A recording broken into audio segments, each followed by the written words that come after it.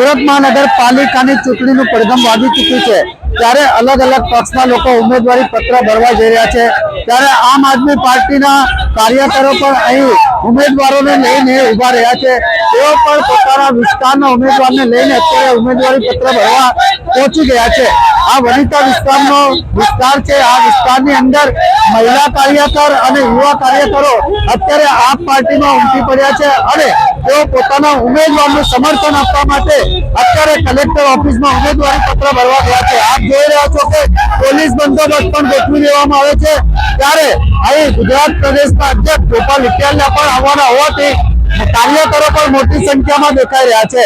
જ્યારે ઉમેદવારોની જોમ વધી રહી છે અને આ જ વિસ્તારની અંદર અત્યારે આમ આદમી પાર્ટીના કાર્યકરો મોટી સંખ્યામાં ઉપસ્થિત રહ્યા છે અને પોતાના ઉમેદવારને સમર્થન આપવા માટે અત્યારે હાલ મોજૂદ થયા છે।